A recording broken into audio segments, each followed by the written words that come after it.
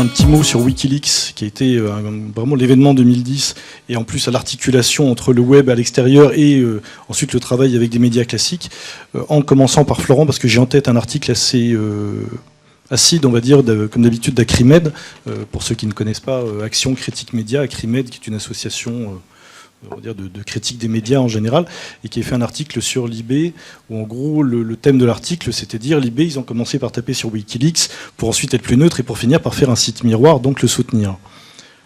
Oui, c'était de bonne grâce. C'est-à-dire que Wikileaks, Julian Assange serait venu nous voir pour proposer de travailler sur la base Wikileaks comme il l'a fait avec Le Monde. Je pense que Libération aurait dit oui, donc la question n'était pas là. Et c'est vrai qu'après, alors, on nous a accusé d'avoir eu un pas de deux sur Wikileaks, d'avoir eu des unes qui n'étaient pas très positives, et puis après finalement d'avoir hébergé, d'avoir fait site miroir comme plein d'autres médias. De Wikileaks, bon, ce qui était un peu absurde, parce qu'il y avait, notamment il faisait allusion à une qui en fait était un parti pris, parce que c'était le libé des philosophes, si je me souviens bien à l'époque, donc la parole était prise par des philosophes, qui de fait avaient un jugement assez négatif sur Wikileaks.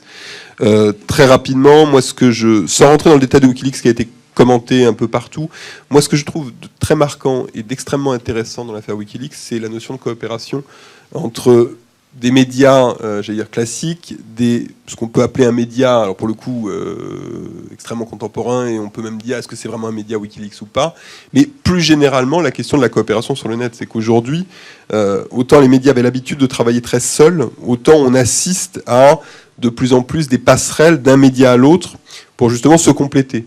Et c'est vrai que Euro 89 a l'habitude de travailler avec d'autres médias, nous on le fait de plus en plus régulièrement.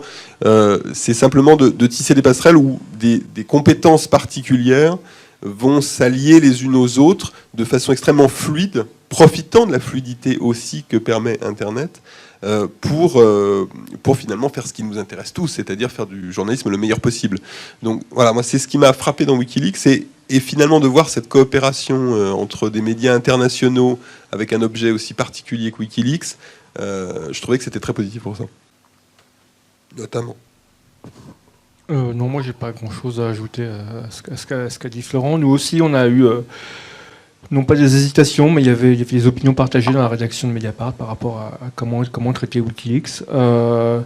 Du coup nous aussi on a un peu réagi avec retard par rapport à faire le site miroir, etc. Sur le fond, je pense que c'est incontestable. Enfin bon, ils ont publié des documents et c'est très bien.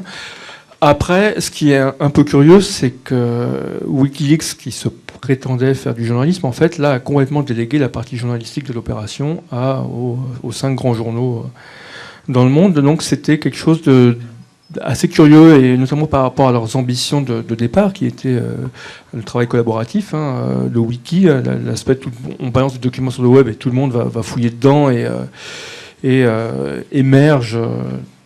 Le crowdsourcing émerge au bout du compte, ce qui est intéressant grâce au travail des internautes. Là, ils n'ont pas du tout fait ça. Ils sont entrés, à mon sens, un peu dans une opération de com, de vente de la marque Wikileaks grâce à ces 5 journaux.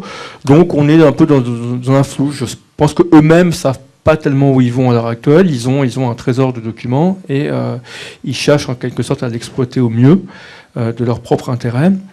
Je ne suis pas sûr que ce soit toujours après l'intérêt d'autres journaux que de suivre ce que fait Wikileaks. Moi, en tant que journaliste, je préférais avoir accès à l'intégralité des 251 000 câbles que de devoir me contenter de ce qu'a pu regarder Le Monde ou le New York Times avec leur prisme particulier. Il y a aussi cet aspect quand même néanmoins un peu curieux de Wikileaks. C'est un média de pointe, entre guillemets, qui fait appel à des journaux établis qui sont un peu quand même la vieille garde sur le web. Moi, j'avoue que j'ai pas de position vraiment tranchée sur Wikileaks. Ça me plonge dans l'embarras, en fait. Parce que d'un côté, c'est vrai que dans notre métier, il y a un idéal de transparence, c'est-à-dire de se saisir de ces informations. Tout ce qui concerne les coulisses de l'activité politique ou diplomatique, c'est évidemment des choses très très intéressantes. Nous, on s'aperçoit sur E89 que tout ce qu'on fait, dès qu'on montre un peu qu'on soulève un peu le rideau. On a une rubrique qui s'appelle la marmite de l'info, où on essaye de raconter un peu ce qui se passe derrière.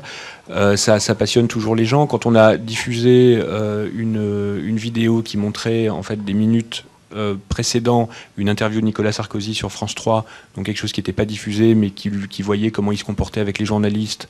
Ça a passionné tout le monde. Et c'est un article qui a fait enfin, c'est un document qui a énormément intéressé les gens. Donc ça participe de l'information. Ça c'est ma première réaction. Après c'est vrai que il y a ce problème du tri, de la sélection, de jusqu'où aller. Donc je crois que WikiLeaks est un petit peu autodiscipliné, c'est-à-dire qu'ils ont gardé en fait tout ce qui était top secret. Ils l'ont pas mis en diffusion. Et effectivement, par rapport à ça, je pense qu'effectivement la coopération avec les médias est plutôt une initiative qui va dans le bon sens, qui est une initiative intéressante, avec des choses quand même un petit peu hypocrites, parce que effectivement les médias ont après beau jeu de dire, de toute façon c'est diffusé, donc autant qu'on s'en empare.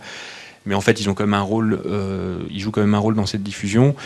Et aussi dans la sélection qu'ils font, c'est-à-dire que par exemple, il y a des informations qui ne sont pas forcément reprises au début par les médias qui sont partenaires, mais en fait après, une fois qu'elles sont sorties ailleurs, ils les reprennent. Et donc voilà, donc il y a quand même un petit peu d'hypocrisie.